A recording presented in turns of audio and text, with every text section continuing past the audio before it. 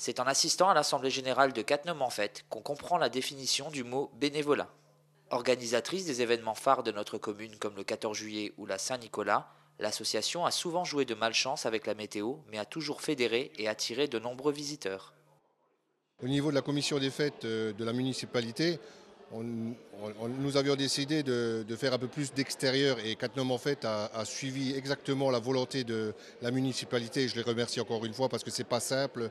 On a joué beaucoup avec le temps. Je crois qu'il ne faut pas qu'on regarde sur le temps pour pouvoir faire les fêtes sur l'extérieur, autrement on ne les ferait pas. L'important, c'est que nous aussi, on prenne plaisir à ce qu'on fait. J'ai raconté une anecdote du 13 juillet où on avait un gars au barbecue qui jouait du tam-tam sous la pluie.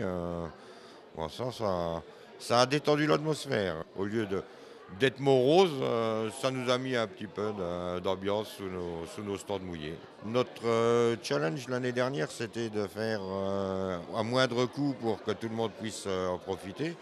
Et je pense que de ce point de vue-là, on a tenu nos engagements. En 2010, les membres de l'association ont re-signé pour les traditionnelles manifestations cattenomoises, auxquelles s'ajoute cette année l'organisation de la restauration du Forum de la Fortification au mois d'octobre au Galgenberg et de nouvelles perspectives pour la 3e édition des Estivales de Cattenom. On va innover, on va installer un village d'Indiens avec tipi, pas des tipis de gosses, hein, les mâts des tentes ils font 6 mètres de haut, donc des vrais Indiens en costume, des tentes de l'armée sudiste, des armes à poudre noire qui font beaucoup de bruit et beaucoup de fumée. Cette année, on aura plusieurs villages. On aura le village historique qui est le village de Cattenom, la place Saint-Vincent-de-Paul, le village des Estivales qui est donc la plateforme des pompiers et le village country où on aura une animation country. Il faut savoir qu'on aura droit à un final cette année sur une scène de 225 mètres carrés avec plus de 80 musiciens. Une cinquantaine de chanteurs. Je crois que cette année, ça va donner et par-dessus le marché, on aura droit au soleil. Bénévole toujours motivé et bilan financier positif, il est vrai que le soleil est le seul voyant qui tarde à passer au vert pour Cattenom-en-Fête.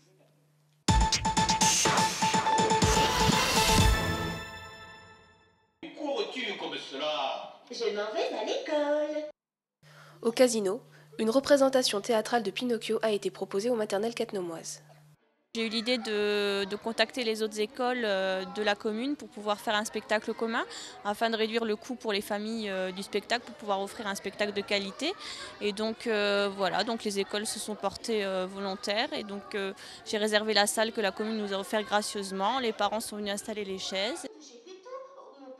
Plus d'une centaine d'enfants a donc assisté à un spectacle interprété par Alice Parmenon, une comédienne qui possède plusieurs cordes à son arc. Le théâtre de marionnettes, c'est vrai qu'on fait appel au théâtre propre, c'est-à-dire un jeu de comédien. Après, il y a le théâtre de marionnettes avec la manipulation derrière, donc avec des marionnettes soit à gaine, c'est-à-dire qu'on met la main complète dans la marionnette, comme on a pu voir là avec les petites marottes, ou des marionnettes à bâton, comme par exemple les lettres. Et puis, on a aussi le théâtre d'ombre. De bons ingrédients pour assurer un spectacle réussi, auquel il faut ajouter un décor interchangeable bariolé de couleurs attrayantes et une bande-son calée au millimètre avec la mise en scène imaginée par la compagnie Coconut.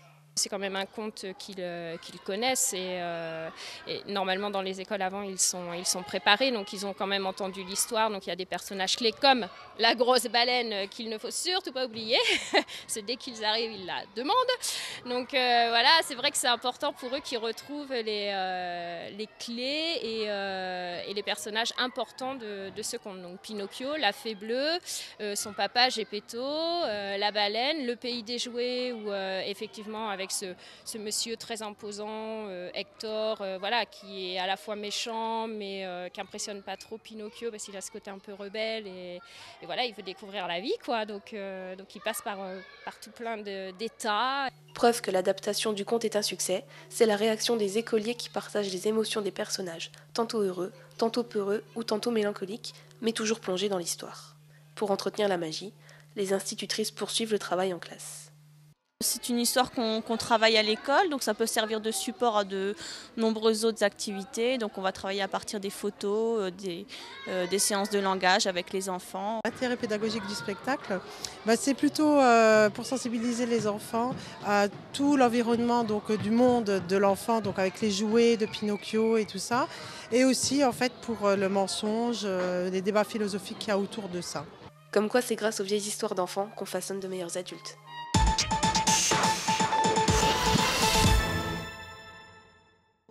Première étape d'une série de concerts dans le cadre de l'événement Printemps musical en pays mosellan, le casino de Cattenom a accueilli les harmonies de Cattenom Loisirs Culture et de Ars-sur-Moselle. Le public, venu nombreux pour l'occasion, s'est laissé bercer sur des airs de Heal the World de Michael Jackson ou encore Belle de la comédie musicale Notre-Dame de Paris. Car c'est un des objectifs de l'association Chant et Musique en pays mosellan de faire découvrir à travers cette manifestation une musique de qualité dans des salles ou des églises des communes environnantes à Cattenom. Ainsi, outre ce premier concert, vous pourrez découvrir à l'église de Gandrun un récital de violoncelle et piano ou assister à la citadelle de Rodemack à un concert de musique tzigane. Cattenom est gâtée pour cette 4e édition puisqu'elle aura l'honneur d'accueillir au gymnase samedi 20 mars un symphonique show composé d'Equinox et de Décibel, les célèbres chorales d'Amnéville et de Saint-Pierre-Chanel, accompagnés par l'orchestre symphonique de Marly. Pour ne rien manquer de cet événement, rendez-vous sur son site internet où vous retrouverez date, lieu, horaire ou toute autre information pratique.